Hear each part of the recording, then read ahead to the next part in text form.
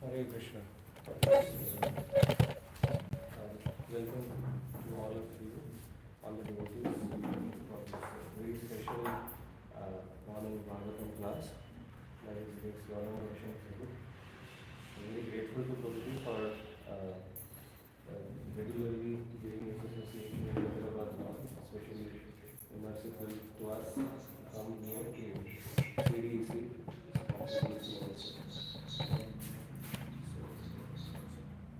Let us welcome Prabhuji.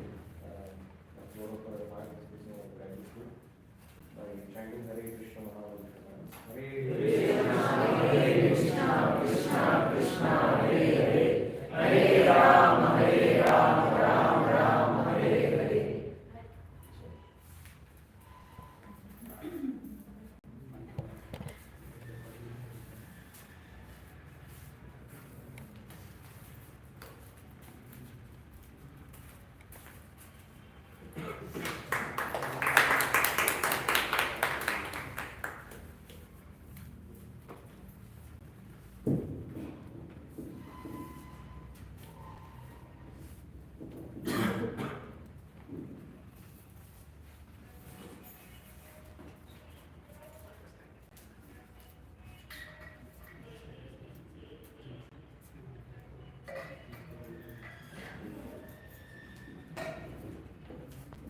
Hare Krishna.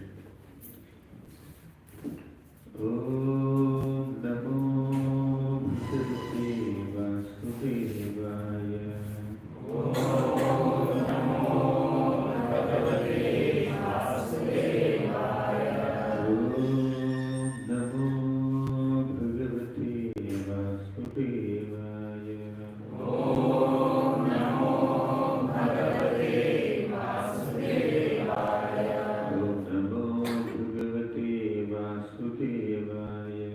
Om Namo Bhagavate Vasudevaya. Om Jnanatimirandhasya Gnananjanashalakaya Chakshurunmilitam Yena Tasmai Shri Gurave Namaha. Shri Chaitanya Manobhishtam Sthapitam Yena Bhutale Swayam Rupa Karamahiyam Dadati Svapadatikam.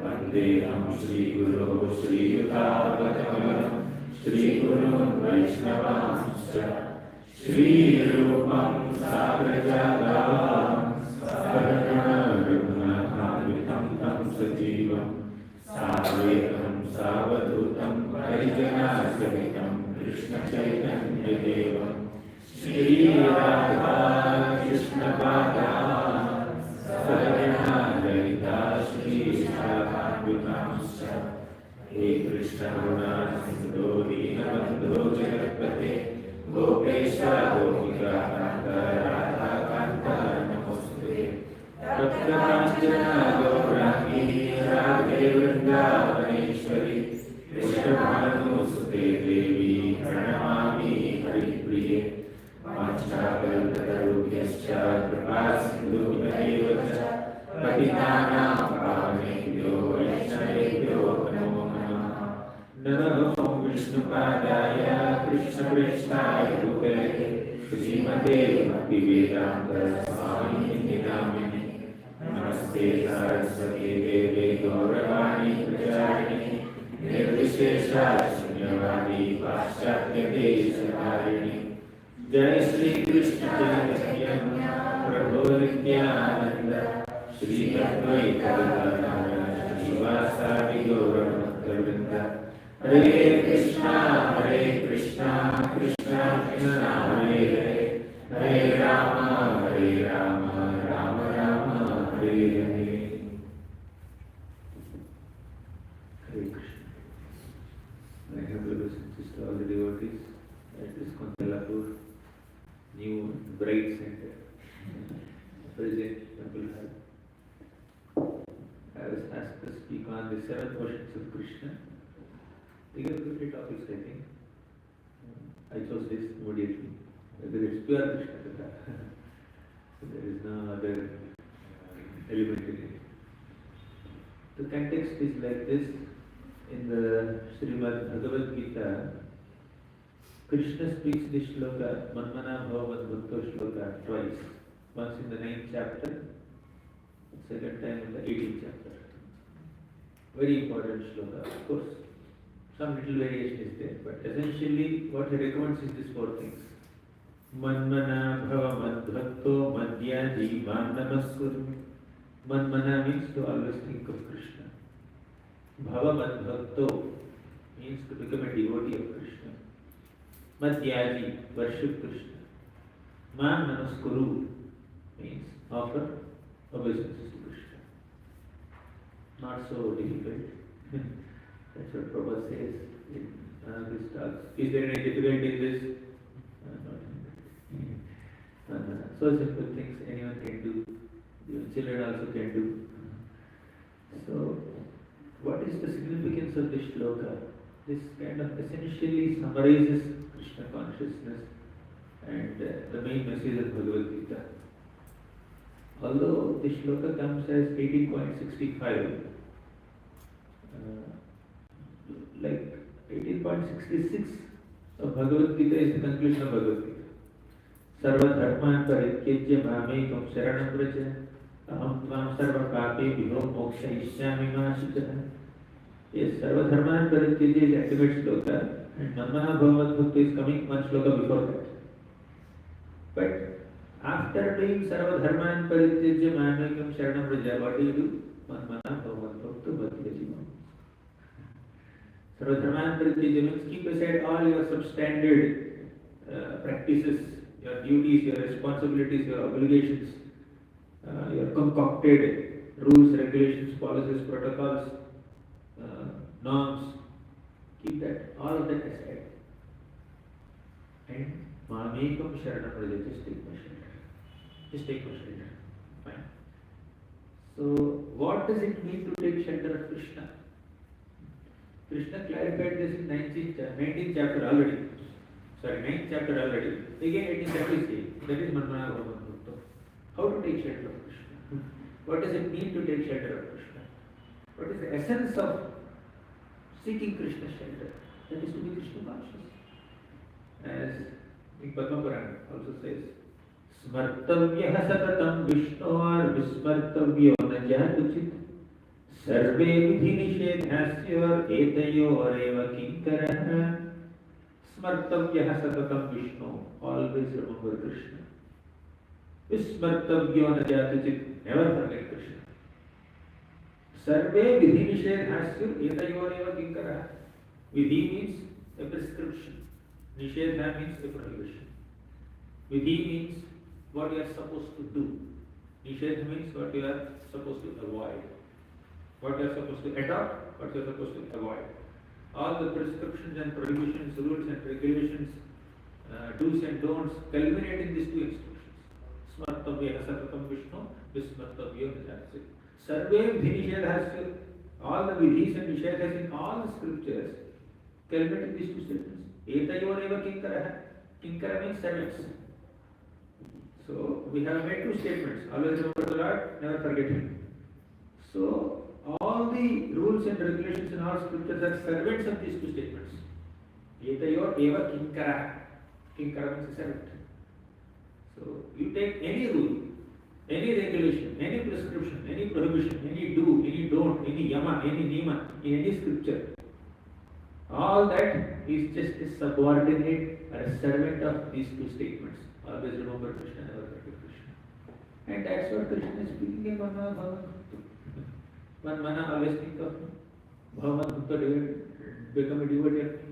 Now, when you always think of Krishna, why should you specifically become a devotee of Krishna? Are they not same?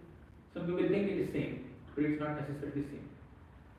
Manmana means always think of Krishna. Bhava Madbhakta means become a devotee of Krishna. But you can always think of Krishna without being a devotee of Krishna also. Like Kamsa was always thinking of Krishna, but he is not a devotee. And Hiranyakashipu was always thinking of Krishna, Krishna, Vishnu, whatever. But the mood in which they are thinking of Krishna is anger, envy, hatred, revengeful attitude, So these are the ways in which they are thinking of Krishna. Shishupal is thoroughly Krishna conscious, 24 hours Krishna conscious, Shishupal. But inside his heart he only has hatred for Krishna. Kamsa is thoroughly Krishna conscious, 24 by 7. But in his heart there is fear of death. With fear he is always thinking of Krishna. So Manmana is not sufficient. Bhava Bhakta has to be added there. Always think of Krishna like a devotee. Not just always thinking of Krishna, but like a devotee, in a devotional mood. You should think, not like demon, not like Kamsa, Shishupal, or Dantavakra, or Hiranyakashipu. Always think of Krishna like the gopis of Vrindavan, like Yashoda Mata, like Nanda Maharaj. Yashoda Mata is always thinking of Krishna. Radharani is always thinking of Krishna. Narada Muni and many other devotees, Pandavas, they are also Krishna conscious. So, that's why Bhagavat Bhakti is important. Madhyaji means always worship Krishna. Mam Namaskuru, offer obeisances to Krishna. Right? But when you say Madhyaji Mam Namaskuru, that Yaji, puja, may not be possible always. Right? Because of some physical constraints or lack of opportunity or being away from the deities or whatever. One may not be always be doing puja. It may not be possible. Madhyaji. Mam Namaskuru, somebody is back pain. They cannot bend and offer obeisances. Right? So that namaskar in a physical sense also sometimes may be a little difficult for some people. Old people, they may not be able to do this puja or namaskar.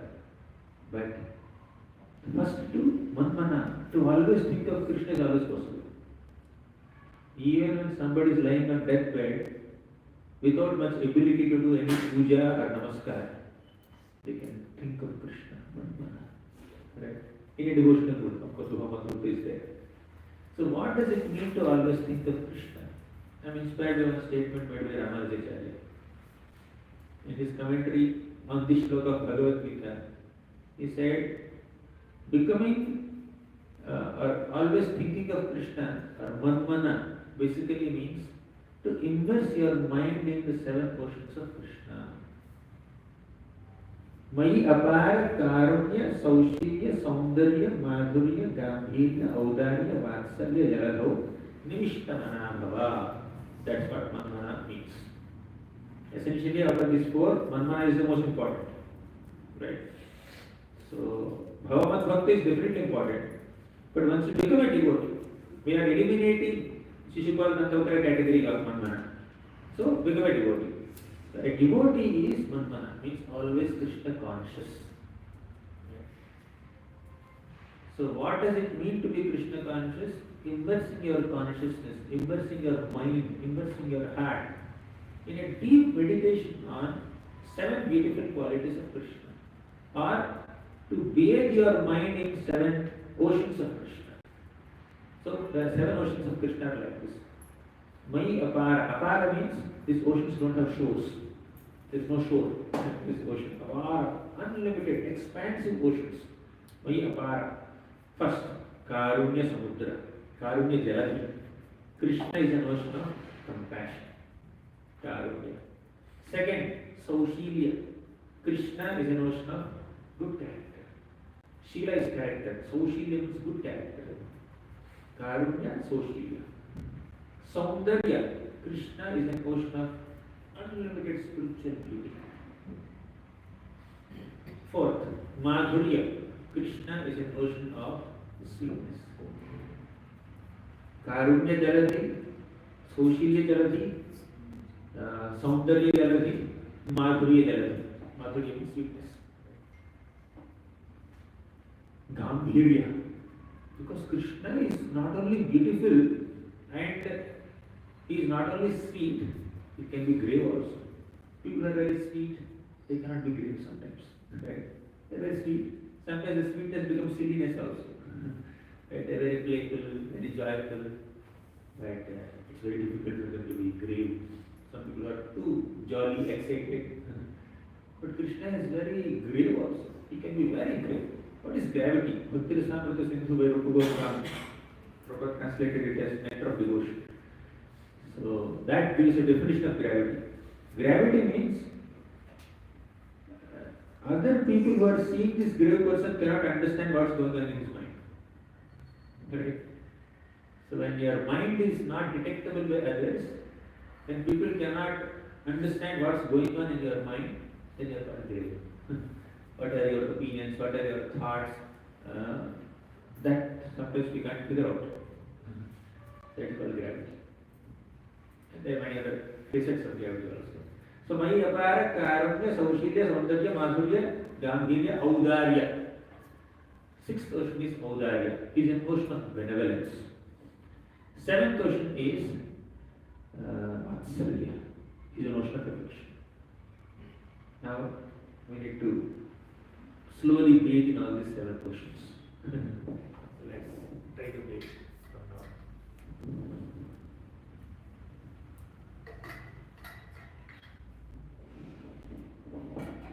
What's the first ocean? Karunya Samudra. Karunya Jalathi. Jalathi means Samudra. Jala means water. Jalathi means that which consists of water. So, how Krishna is Karunya Samudra? Krishna is an ocean of compassion. One reason is, let's have some interaction also. So, one immediate facet that we can recollect at this moment in regards to Krishna's being Karunya Samudra is, even if the living entity commits such sinful activities, abominable activities, and takes birth as worm in stool also, takes birth as an ant or some bacteria also, takes birth as a poisonous plant also, takes birth as a poisonous snake or scorpion also, Krishna doesn't leave that soul. Krishna stays right inside the heart of the living entity as Paramatma. It's not compassion. Of course, Paramatma does Smriti Jnana Apohanam only. But apart from this duty or this job profile of Paramatma, Krishna's being Paramatma in the hearts of all living entities also reveals his compassion on all of us in one sense. How? He doesn't want to leave us. Although a conditioned soul is not interested in a relationship with Krishna, Krishna is interested in relationship with him. He's not interested in me. Why would I stay in his heart? No, let me stay in his heart. That is compassion. There are many other beautiful pastimes, much more wonderful pastimes of Krishna that describe Krishna's compassion. One of the foremost of those compassionate pastimes is Putana. Our Uddhava says, Ahovakiyam stanakalakutam jighamsaya payayadapya sandri lekhe gatim bhatruchitam tatonyam kamvadayalam sharanam rajema. Ahovakiyam, this Baki, the sister of Bakasura, Putana, stanakalakutam, she applied some kalakuta poison on her body. Jighamsaya, this is a malicious intention. Apaya Dapya Sadhi. She wanted to feed that milk to Krishna. She is a sadhi. Unchaste, diplomatic, hypocritic. What is this lack of chastity or loyalty? We are externally something and internally something else. She is externally a mother. Her attire is like that of a mother. Her activities are also like that of a mother. But her intention is not like that of a mother. She's a bitch. She wanted to kill this boy. She knows black arts. She changed her form like a mother. While the form is changed inside the heart, there is only malice. Just like Indra, once he wanted to interrupt the sacrifice of Prithvi Maharaj. So Indra transformed himself into a sadhu. He was after. He was holding some symbols of renunciation. So he appeared in the form of a sadhu, a saintly person, renunciant. A renunciant means he is detached. So he took the form of detachment. But internally he is extremely attached to his record as Shatakratu.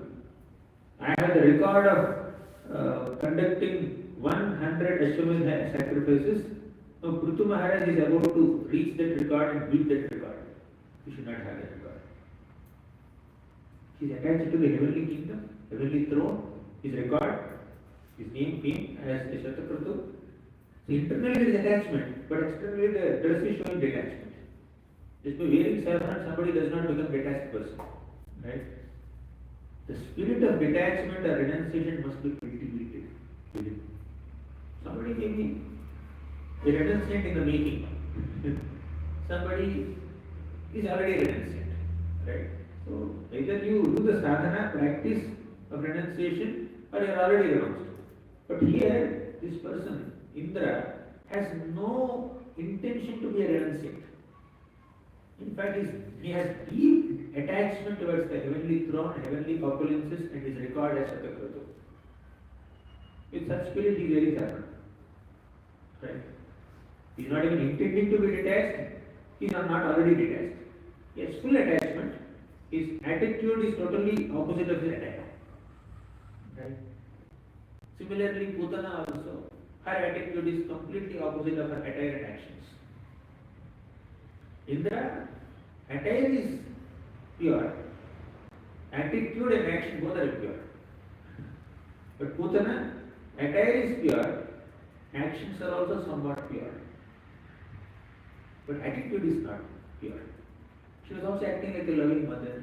She came like a trustworthy lady, and all the other Brajavasis saw, oh, some goddess of fortune came to our home, or some heavenly damsel came to our home. A special goddess has come here to bless this baby Krishna who was just born 6 days back. So in that mood, everybody invited. Even Yashodharma and Rohini Mata never suspected the intentions of Putana because she was acting so perfectly. Her form is perfect, her actions are perfect, like a mother. But as soon as she got the entrance into Krishna's maternity ward, she got access to touch Krishna and about to feed, then she showed her real malicious intention. Right? But Krishna, Lebhegatim dhatachitam tatonyam tam vadayadam sharanam rajema. He gave her the provision of a motherliness in the spiritual world. Kamva dayadam sharanam rajema. Who can be more compassionate than Krishna? Who can have more karuna than Krishna? Padhyam bhakta hridistabhyam vandyam loka vanditayi andam yasyaha samakramya bhagavanapi tatstanam yadu dhanyapi sasvarga bhavapajala nigatim Krishna bhuktasthana kshira samugavonu. If this is the position that Krishna has given to Putana for her imitation motherly activities, what to speak of Krishna rewarding the gopis of Vrindavan and the cows of Vrindavan who lovingly fed him their nectarian milk, not poisonous milk. Right? Out of love they fed him. What is there with Krishna to offer to them? They are surprised. Sukadeva Goswami is expressing his wonder at Krishna's wonderful display of mercy. Right? Then, there are many other examples. Now you tell me some examples of Gauranga Samudra, Krishna's compassion. I'll give an example, you give some examples, and we'll close, go to the next ocean. We can always swim in this ocean.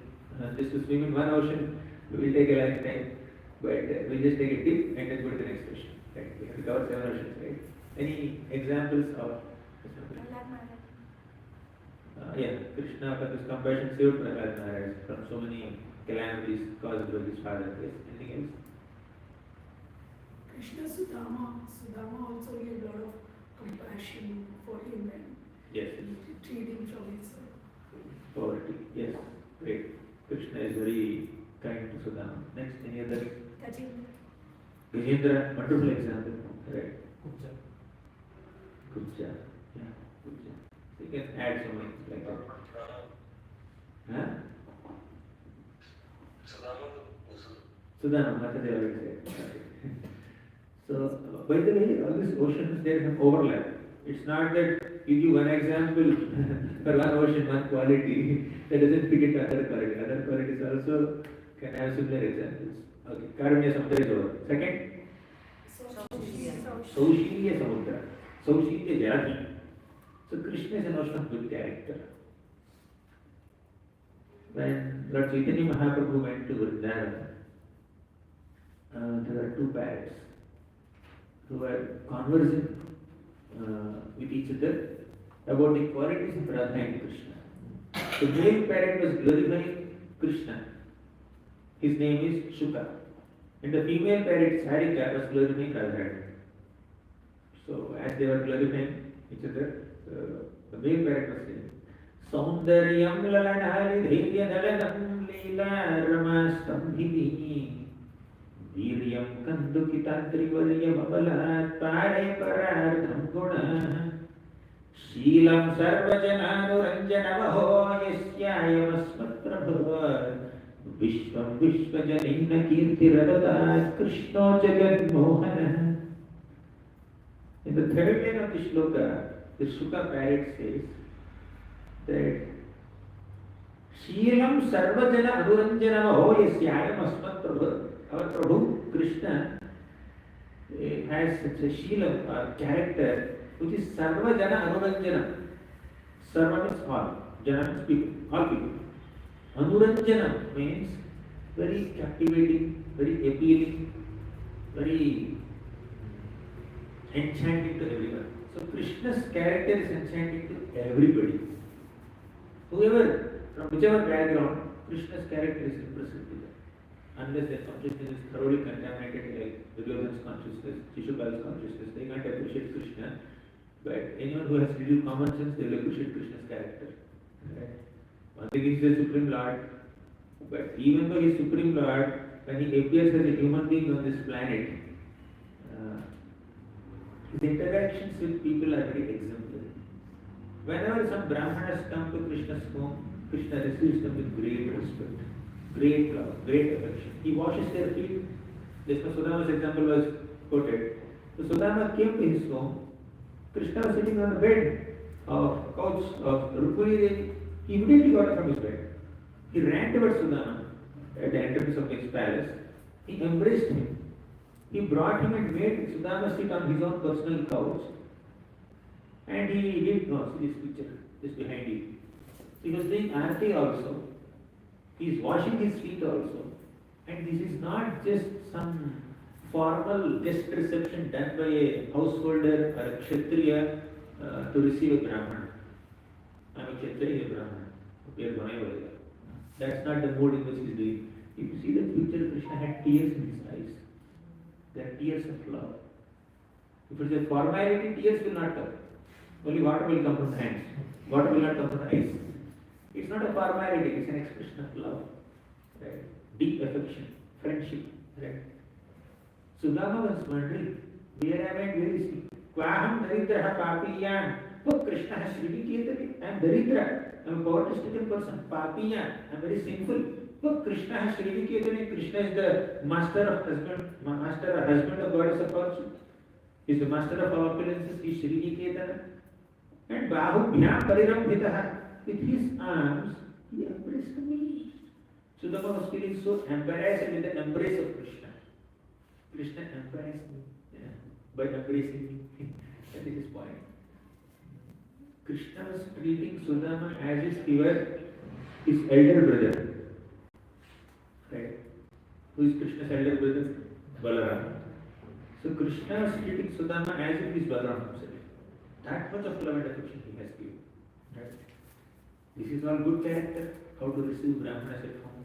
Rukmini Devi, she had sent a message to Krishna. Love letter. Maybe the first love letter that has been given, written ever. She wrote a love letter, please come and kidnap me. And she gave that letter to a Brahmana. And this Brahmana carried it from this Kundinapur, Vidarbha city, all the way to Dwarka city. And as soon as Krishna saw that Brahmana, the messenger of Rukmini Devi, Krishna immediately came out of his palace and received him with so much love and affection, washed his feet. Similarly, Narada Muni also came to see how Krishna is managing with 16,108 wives. Ordinary men in this world, they have struggled with 1 or 2 wives also, but Krishna is having 16,108 wives. How is he managing? So he wanted to explore. Then also, in every single palace, Krishna is there to receive Narada with great respect, great love, great affection. This is called Saushilya. This is about receiving Brahmanas guests only. What about mothers, fathers? So Krishna had Nanda Maharaj, one father in Vrindavan, but also Krishna is Vasudeva, another father in Mathura and Dwaraka. And Krishna also offers so much of respect to his mothers. Vasudeva had 18 wives, and Krishna treats all of them like Mother Devaki only. Out of 18, one mother, Devaki is the mother of Krishna. Remaining 17 are her co-wives. But Krishna gives similar respect to all the 17 co-wives of Mother Devaki, as much respect as he gives to Devaki Mother. So that is respecting mothers, respecting elders. Ugrasena Maharaj, how respectful Krishna is. And whether it is respecting Brahmanas or following different etiquettes, getting up early in the morning, doing some meditation, giving some charity, so many other things. So whatever a Kshatriya prince, a householder is supposed to do, Krishna is following all that. Etiquette is called Saushilya. Saushilya means good dealings with others, good behavior, good character. Next, any other examples of Krishna's good character? Accepting the role of chariot of Arjuna, even though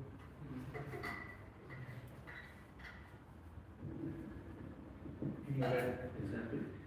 Agreeing to go for the negotiation. Okay, somebody. Okay. Fine, let's go to the third version. What is the third version? Soundarya. Hundreds of shlokas describing Krishna's Saundarya, his beauty. Just now we quoted one shloka from Chaitanya Charitamrita, Saundaryam Varanali Dhirigaranam. That is Saundarya. Krishna completely subdues the patience of all the gopis with his Saundarya, with his beauty. Unlimited beauty.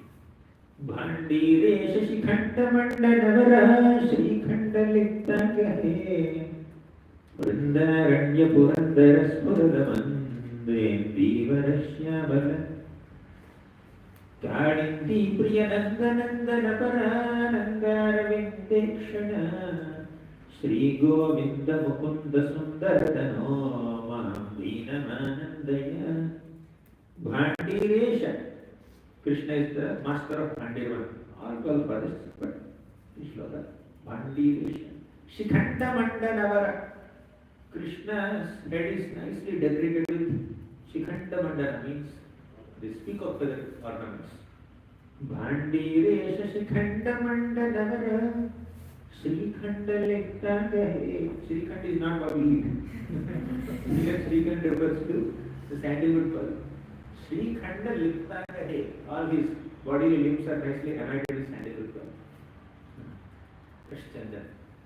Bhandire Shashikhanda Mandalavara Shalikhanda Liktanahe Vrindaranya Purandara Spuradamande Indivarashyamala. Indivarashyamala. Krishna's beauty is like a freshly blossomed lotus flower that blooms in moonlight and that's bleeds in moonlight. Some lotuses bloom with sunshine, some lotuses bloom with moonshine. So when the moon is rising, this Indivara just blossoms, and this is blue lotus, and moonshine is falling on it. It's so bright. Krishna's form is also like that. His bluish form is bluish, but is very effulgent. So that is Krishna's beauty. And there are many other shlokas in the Bhagavatam that describe Krishna's beauty. Naumedyate Prabhapushe Taditambaraya Dunjavatam Saparipichalasanmukhaya Vanyasraje Kavalametra Vishana Vedo Lakshmasriye Mridupade Pashupangajaya. Now we immediately, Brahma is offering this prayer. The first prayer of Brahma in the 10th canto 14th chapter is this. Now we immediately, O Lord, you are the most worshipable personality. Prabhupushe, you have a body that has complexion like that of a cloud, monsoon cloud. Tadit Ambaraya, your cloth is shining like lightning. Gunjavatam Saparipichalasanmukhaya, you have this Gunjamala and your neck. Paripichara Sanmukhaya, your face is resplendent with this peacock feather. Do you know why Krishna wears peacock feather? We discussed that somewhere for here or somewhere else. So Krishna wears peacock feather for multiple reasons. One reason is the peacock gifted that peacock feather to Krishna. Because the peacocks look at Krishna. They love Krishna, that's one point. Second, they love clouds also. As soon as they see some monsoon clouds, raining clouds in the sky, immediately the peacocks become very excited and start dancing. And definitely they love Krishna, but Krishna's complexion is like that of a dark monsoon cloud. So, cloud and Krishna. Krishna Megha has come there. They naturally became attracted to Krishna Megha. Megha Shyamala Varna, that is Krishna's bodily complexion. So they thought rain is going to come. When Krishna comes, also rain comes. Not the rain that is sent by Indra. When cloud comes, along with it rain also comes.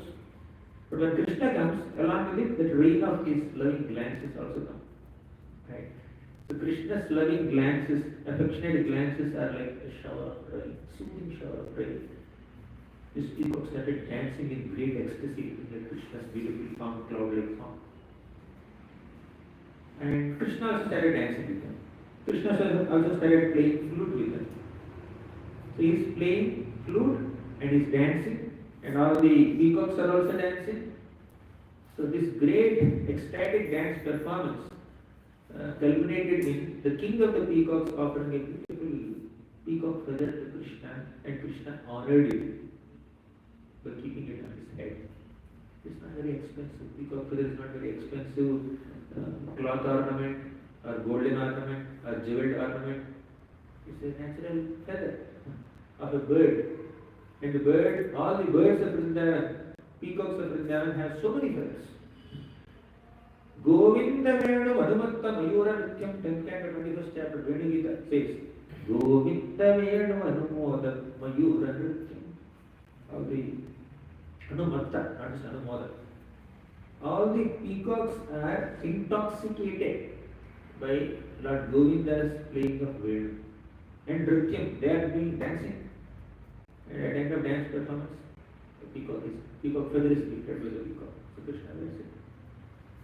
Also, Srimati Radharani, her bodily complexion looks like lightning, like golden champak flower. Tadit suvarna champaka pradita gaura vigrahe mukha prabha parasta kotishana dendu mandale vichitra chitra sanchara chakara shavalochane kada karishasi hama krupa katakshabhajanam. Lord Shiva prays like this. Tadit suvarna champaka pradita gaura vigrahe. So Srimati Radharani has a complexion like that of a shining champa flower, golden champa flower. Champa flower has multiple shades. A pinkish flower is there. Somewhere there is a golden flower, golden champa. Radharani has that complexion. Mukha prabha parasta kotishara dendu mandale. Her mukha prabha, her beautiful effulgence from the face, her face, completely defeats and outsmarts the moonshine. And Mukha Prabha Parasta Koti Sharadendu Mandale. Hindu means moon on Purnami day is very bright and effulgent. But on Sharad Purnima day, this moon is even more effulgent, emanating such beautiful golden effulgence. Now you multiply that Sharad Purnima moonshine with 1 crore, right? And Radharani's beauty outsmarts that sunshine, moonshine. That is the description given by Lord Shiva in glorification of Radharani. So Radharani looks like lightning, and Krishna looks like a rain cloud, and their combined smiles and glances are like shower of rain. In this monsoon darshan of Radha and Krishna, something is missing. That is the rainbow. So that rainbow is peacock feather. Right? Radha and Krishna are standing together. Radha is like lightning, Krishna is cloud, Their smiles and glances are like shower of rain, and the peacock feather is the rainbow. Right? So even when Krishna is standing alone, Krishna is the cloud. Krishna's dhoti is the lightning. And Krishna's smiles and glances are like showers of rain. And his peacock feather is the rainbow. Rainbow effect. Also, whenever Krishna comes in front of the gopis of Vrindavan, gopis don't blink their eyes. It's mentioned in Srimad Bhagavatam 10th canto multiple places. Right? The gopis even criticize Lord Brahma. Brahma does not know how to design human bodies. He gave only 2 eyes. So frustrating that too he has given eyelids. Who is the one who is guiding him in this design of human bodies? Next time we will guide, we will give him consultation. And Indra, he is given 1000 eyes. We only have 2 eyes. That is they are blinking constantly. Within one eye blink, the gopis experience billions of yugas of separation from Krishna. They want more eyes. So whenever Krishna comes in front of the gopis, with unblinking eyes they look at Krishna like this. And those unblinking eyes of the gopis resemble peacock feathers. And peacock feathers also there are eyes, right? Those eyes don't blink. Those eyes don't blink. Similarly, the gopis eyes also don't blink like peacock feathers. To always remember the gopis of Vrindavan, especially their loving eyes, which are showering loving glances on Krishna. Krishna wears multiple peacock feathers on his head. Right? Many gopis are there. There were many peacock feathers on his head. They resemble the gopis' eyes. Right? So whenever somebody looks at us with love, with affection, those glances nourish us, empower us, bless us. But whenever somebody looks at us with some envy, with some kind of jealousy, with some mood of disapproval, jealousy is there, some envy is there, they deplete our energy. That's why in childhood mothers used to keep some black dot here, right? Because as a man, I can say, that's their mood. So, gopis are glancing on Krishna. Gopina nayanoppalarchitatam gopasanghāmritam govindam kalaveduvadadaparam divyanga bhusham bhaje. Gopina nayanoppalarchitatam. Krishna's tanu, his body, is archita, is worshipped by Gopina Nayana, Utpala. The glances of the gopis are like flowers. And whenever the gopis are glancing at Krishna, it is like Krishna being showered by a rain of flowers. Gopina Nayanoppalachitatam Gopasandhamritam. Because different categories of devotees of Krishna worship Krishna in different ways. The gopis' worship of Krishna is glancing on Krishna with love and affection. Those loving glances are pushpabhishek for Krishna. Of course, they worship Krishna in many other ways also, but their glancing at Krishna is also worship of Krishna. It's not that they are doing some eye massage. Beautiful, he's beautiful, let me watch it. Watch him. No, it's archana. Whenever the gopis are seeing Krishna, it's like archana. Even in this particular world, also, to give a relatable example, a beautiful man or a woman is just walking around. Many people glance at him, right? When some stranger is glancing at this beautiful person, they may see them with a spirit of enjoyment. Sometimes with a spirit of exploitation also. Sometimes with a spirit of appreciation. But when the person's mother glances or father glances, the mood is affection. Same beautiful person is being glanced at by multiple people, but some are affectionate glances, some are very loving glances, some are appreciative glances, some are generic appreciation, some are like exploitation, some I want to enjoy this beauty, I want to exploit this beauty, and some are envious glances. Why they are so beautiful, why am I not so beautiful? Right? Jealous glances. So many glances keep coming.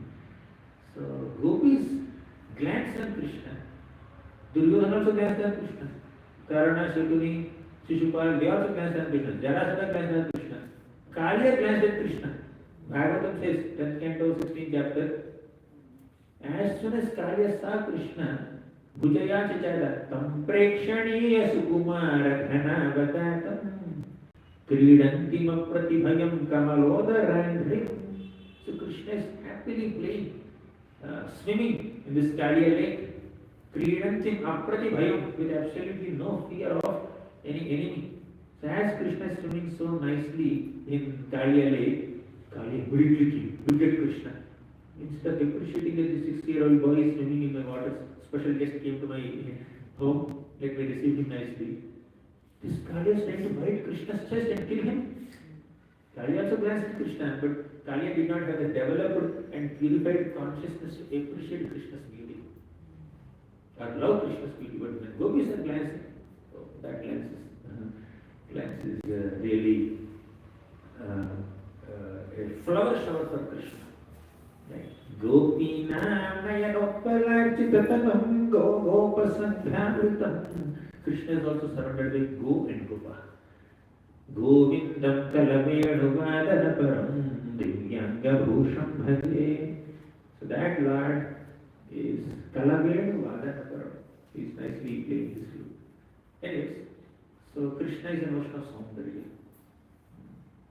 So if we just go into Krishna's peacock feather, we have a long discussion. If we get into Krishna's flute, there's another long discussion on it. Go to Krishna's feet, the beauty of Krishna's feet, we have a much longer discussion. So we'll stop here. Let's go to the next question. So we start Karunya Samudra, Saushilya Samudra, Saundarya Samudra. Fourth is Madhurya Samudra. So Krishna is an ocean of sweetness. He's beautiful. Some people who are very beautiful, they look very good, but they're not very sweet. They're proud sometimes, they're arrogant sometimes. They have some attitude. Not service attitude, some other attitude. They are very egoistic also. So every beautiful person may not be very sweet. And some people, they may not be looking very beautiful or sweet, beautiful or cute, but their words and actions are very sweet. Sweetness is not always there in physical beauty. Sweetness is there in one's heart. Right? So there is, in Krishna, there is sweetness in the form also, and there is sweetness in the heart also. When somebody's heart is pure, he is very sweet. Somebody's words are pure. In Krishna, it's completely sweetness. Krishna is definitely Mathurajipati, the master of Mathura, but he is also Madhurajipati. He is the master of sweetness. Mathura is the city, Madhura is the sweetness. So Krishna is Madhurajipati, Madhupati. He is extremely sweet. What is sweet in him? Radharam Madhuram, Vadaram Madhuram, Nayanam Madhuram, Hasitam Madhuram, Gamanam Madhuram, everything is Madhuram. His walking is sweet, his talking is sweet, his eating is sweet, his sleeping is sweet, his beating is sweet. His killing demons and liberating them is sweet. He's killing, but he's liberating. How sweet Krishna is. He's killing without anger. He's killing out of mercy. How sweet Krishna is. He's something Kaliya, there is sweetness. And here, he ate that, and he says, I never ate that. It's a sweet life. Right? So, like that, whatever you see, it's all sweet. Krishna is fearful. He's very fearful. Gopya dade toyi krita gasita mata vardhyate dashashurkalila sambhramaksham vaktram viniya bhayabhavadaya sthitasya samami mohayati bhirapi. Fear personified becomes fearful of Krishna, and that Krishna is fearful of Mother Yashoda's teeth and rope. See his expression? That is sweet. Krishna's fearful expression is also sweet. If you go there, Krishna, when Gopa comes to Krishna and says, Krishna, close your eyes, I'll give you laddu. Krishna closes his eyes. Great anticipation. He's going to get a laddu. He opens his mouth. And this boy takes some bitter flower and puts in Krishna's mouth as a feed. He spits it. That is sweet. Krishna is getting cheated by his friend is also sweet. I think this temple has a sufficient for a class. For multiple classes, each picture is explained, and that's one class. Krishna is stealing. Then go there. Krishna and Gauranga are stealing butter, and when the room is dark, and the gopis purposely keep all the butter pots in a dark room, Krishna will enter the room. He will illuminate the entire room with the brilliance of his jewels, ornaments, and steals the butter. That is witness. And sometimes the gopis hang the butter pot on the ceiling. And Krishna is a small boy at that time. Although he is Vishwarupa, but still he is a small child. And Krishna takes a small stone and then picks hole very expertly without making any sound. He is making a hole in butter pot without making any sound. Right? That is expertise of Krishna. That is sweet. And he is making only a hole. He is not breaking the pot. He is just throwing a stone, a small hole is made, like all the milk is coming like tap water, and he is drinking. So sweet. It is feeding the monkeys, much sweeter. It is not sweetness. And he says, I have never stolen any butter. And he argues with Mother Yashoda. Such a sweet argument.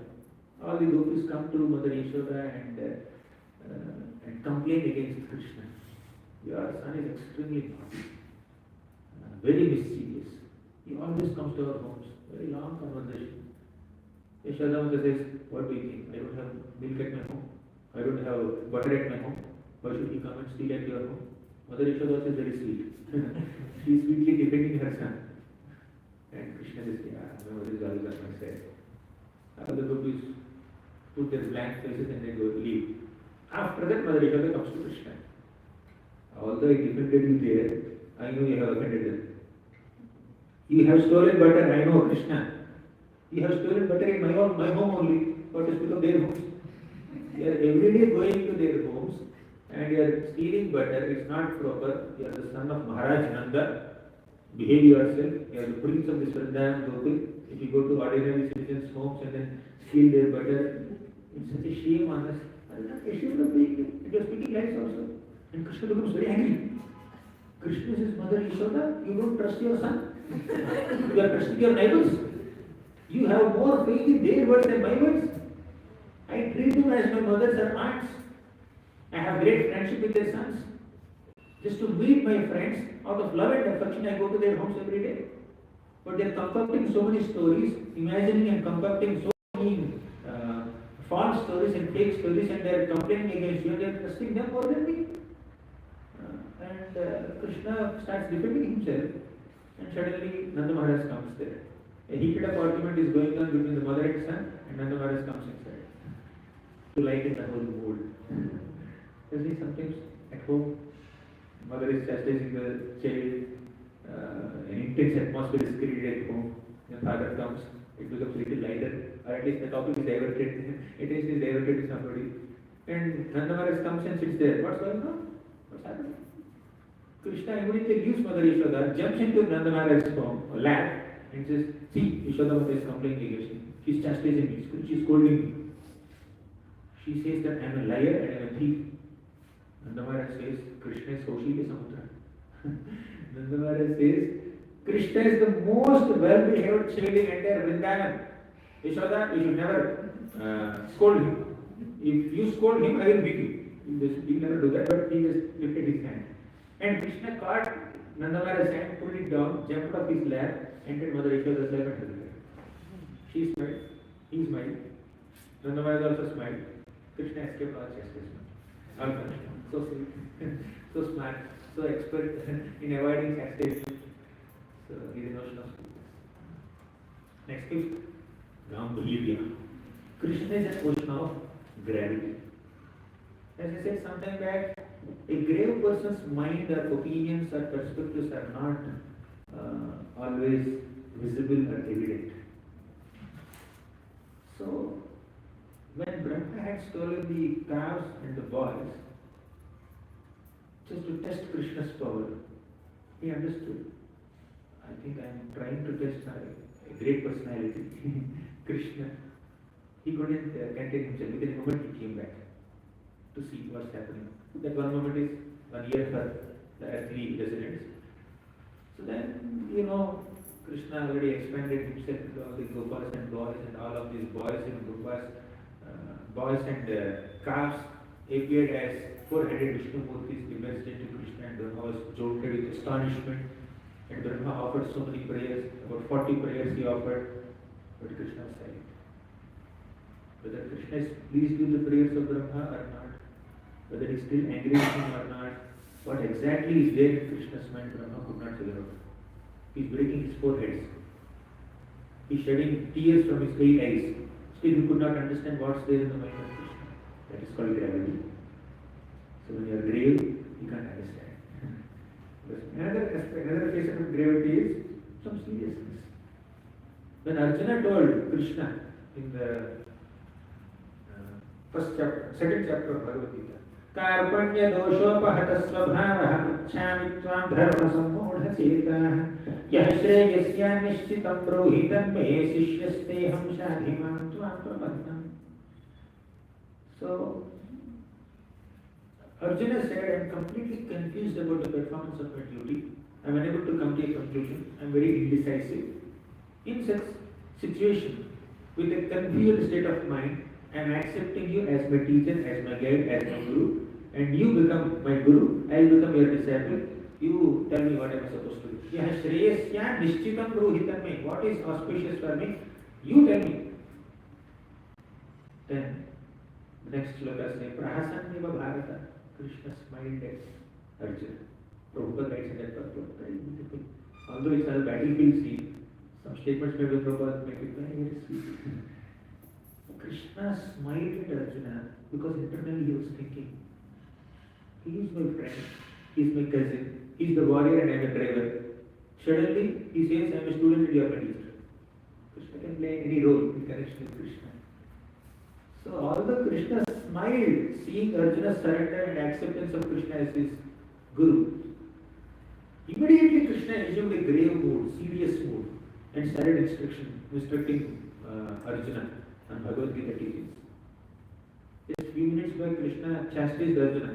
Klaivyam asmaga mahaparthane tatvai upadyate kshudram hridaya dopalya kyakta uttishta pantava. He chastised. And Arjuna expressed his indecision. Then finally, he surrendered to Krishna, accepting him as Guru. Then Krishna assumed the role of Guru immediately, with gravity, with seriousness. No more jokes, no more friendly talks. It's not friendly conversation, it's not a light-hearted conversation between two friends. I am teacher, you are student. I am grave, you also have to seriously accept the teachings. He immediately assumed gravity, seriousness. Krishna is also grave like the ocean. Another aspect of gravity is whether happiness or distress, ups or downs in life, one becomes unaffected. That is gravity. It's like ocean is called grave. Because during monsoon, profuse quantities of water, billions and billions of gallons of water enter the ocean. In summer, hardly any water enters the ocean, either through rains or rivers. But ocean is not affected by it. Ocean is not getting overwhelmed by so much of quantity of water coming into it during monsoon, or not underwhelmed or discouraged because water is not coming inside. Because ocean is very deep in itself. When there is a depth in the heart, you will not be swayed away by the external ups and downs and dualities. But you take a small stream, a small puddle of a small lake or something like that. Whenever there is monsoon, the lake overflows. Whenever there is summer, the lake is almost dry. But the ocean is not like that. Ocean is very deep. So an aspect of gravity is depth. Right? Physical depth is there in ocean. But in a devotee, one should have that internal depth, emotional depth. We should not get affected by criticism or praise, happiness or distress. When they are emotionally nourished, when they are internally stable, that internal stability will help us withstand all the ups and downs of life. Somebody praises us, we become overexcited. Somebody criticizes or passes a comment, we become very discouraged. It's okay. You know what you are. Why should we get over-affected? And if there is a validity in their criticism, accept it as a feedback. Accept it as an input that helps you grow from wherever you are. That's how we need to receive feedback. We should not get overwhelmed. Anyways, this is gravity.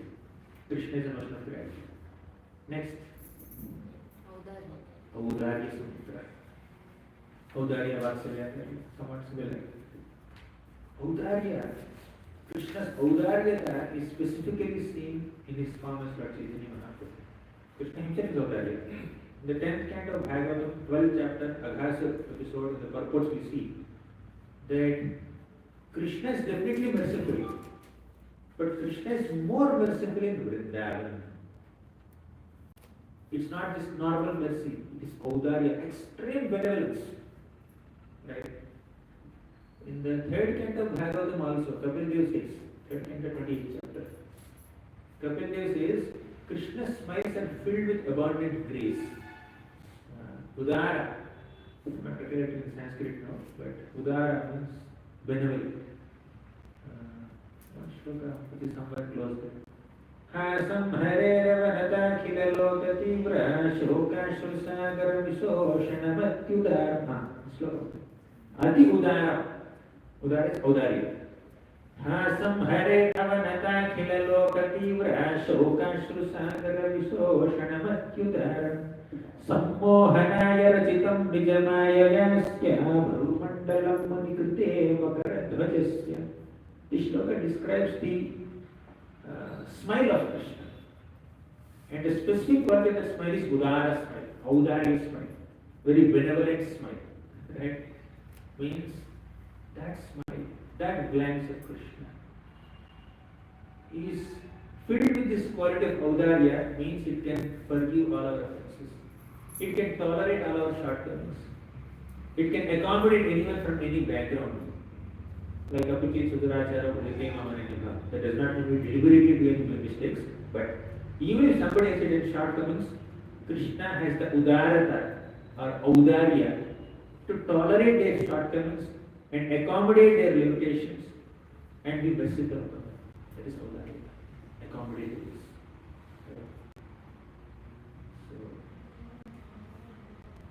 Shokashru Sagara Visoshanamatyudaram.